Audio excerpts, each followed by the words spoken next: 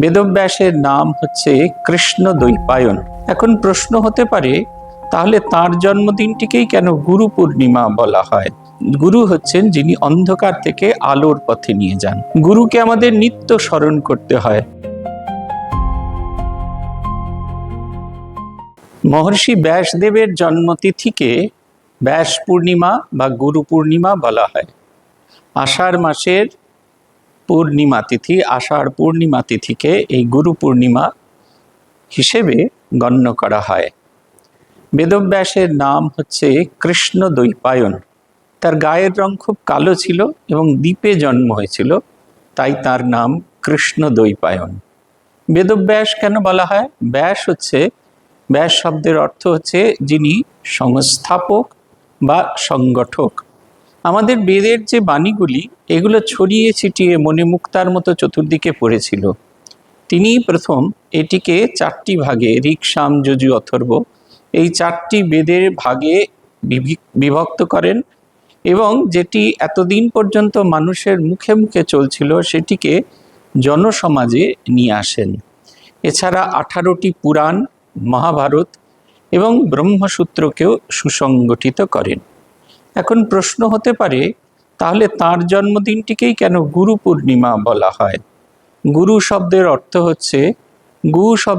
হচ্ছে অন্ধকার, রু শব্দের অর্থ হচ্ছে যিনি আলোর পথে নিয়ে যান। রু শব্দের অর্থে আলো।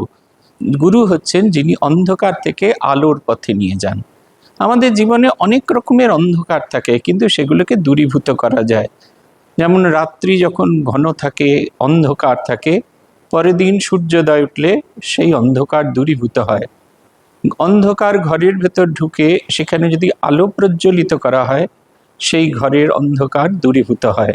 কিন্তু মানুষের মনের অন্ধকার একমাত্র জ্ঞানের আলোতেই আলোকিত হয়। সেটাকে দূরীভূত করতে হলে জ্ঞানের প্রকাশ নিজের ভেতর জ্বালাতে হয়। ব্যাসদেব আমাদের হৃদয়ের ভেতরে সেই জ্ঞানের প্রকাশ জ্বালিয়েছেন বলে তাকে আমাদের গুরু হিসেবে গ্রহণ করা হয়েছে। তাই তার জন্মদিনটিকে গুরু পূর্ণিমা হিসেবে অভিহিত করা হয়। রামকৃষ্ণ সংঘে এই গুরু পূর্ণিমার একটি মাহাত্ম্য আছে। 1966 সালে স্বামী বীরেশ্বরানন্দজি মহারাজ রামকৃষ্ণ সংঘের 10ম সংঘগুরু নির্বাচিত হন। তিনি সংঘগুরু হবার পরে উত্তর পূর্ব ভারতে যখন যান, সেখানে গিয়ে দেখেন শ্রীরামকৃষ্ণ দেবের পার্ষদ ছাড়া আর পরবর্তী যারা গুরু হয়েছেন, যেমন বিরজানন্দজি, শঙ্করানন্দজি মহারাজ, বিশুদ্ধানন্দজি মহারাজ, এদের শিষ্যরা নিজেদের গুরুকে কেন্দ্র করে একটি দল তৈরি করে ফেলেছে। শ্রীরামকৃষ্ণ সেখানে অপ্রধান হয়ে গেছেন, গুরু সেখানে প্রধান হয়ে গেছেন। এই অবস্থাটির অপনোদনের জন্য তিনি বেলুড় মঠে ফিরে আসেন, নিজের জন্ম তারিখটিকে আমাদের রেকর্ড থেকে সম্পূর্ণ মুছে ফেলেন এবং নিয়ম করেন সমস্ত দীক্ষার্থীরা তাদের গুরুদেবের জন্মতিথি হিসেবে ব্যাস পূর্ণিমাটিকেই পালন করবেন। গুরুকে আমাদের নিত্য স্মরণ করতে হয়। তার কারণ আমরা যে মন্ত্র জপ করি সেটি গুরুর স্বরে শোনা শব্দকে আমরা বারবার উচ্চারণ করি।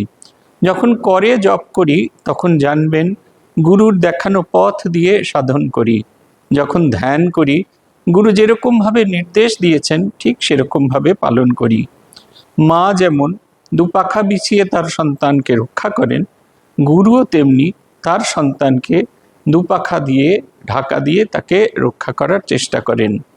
সেই কারণে গুরু আমাদের জীবনের এত একটি গুরুত্বপূর্ণ অধ্যায়। তাই গুরু পূর্ণিমার দিন আমরা আমাদের স্বীয় গুরুকে স্মরণ করি।